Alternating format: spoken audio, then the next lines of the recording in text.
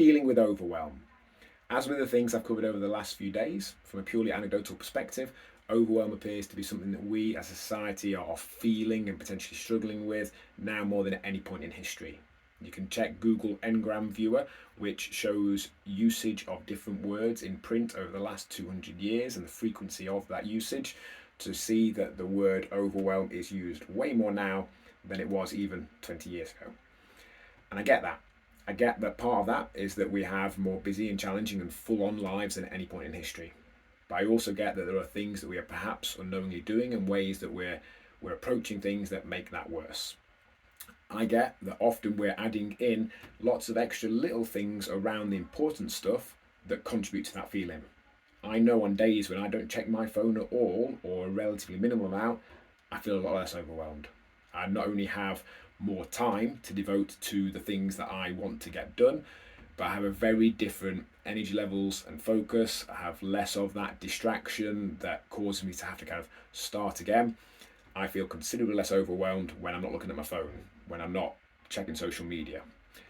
What we could also be doing is looking at the way that we view those different things that we need to do.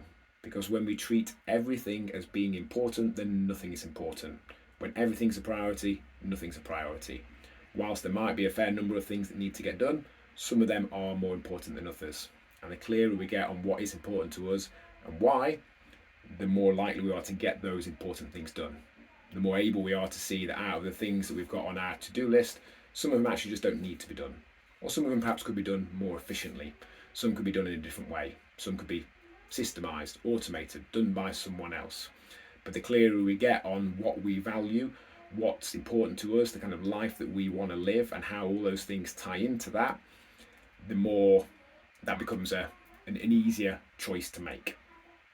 And I also get that often we contribute unknowingly to our levels of overwhelm by our choice of system or way of approaching these things. I know that when stuff's in my head, I feel way worse. When I'm trying to remember all these different things to do, I know firstly that a considerably high proportion of them won't get done, but I also know that I'll feel way worse and do a way less good job.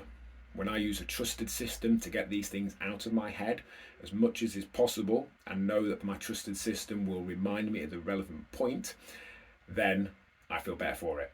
If I try and remember everything in my head, it doesn't work well. If I use some combination of a to-do list, an app, a program, some way of getting it out of my head, then I feel better.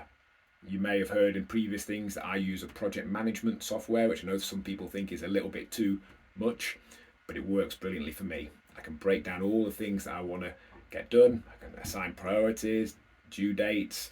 I can reassign them and move them around. It synchronizes with my calendar. And I know that works well for me for having minimal amount of stuff in my brain, maximum amount of stuff in that trusted system that reminds me. So in summary, I get it. I get we've got busy, full-on, challenging lives.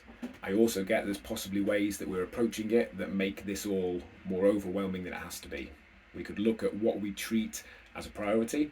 We can look at what we value, what's important to us. We can look at what really needs to be done, and we can look at the systems that we use to keep track of that and minimize what goes on in our head.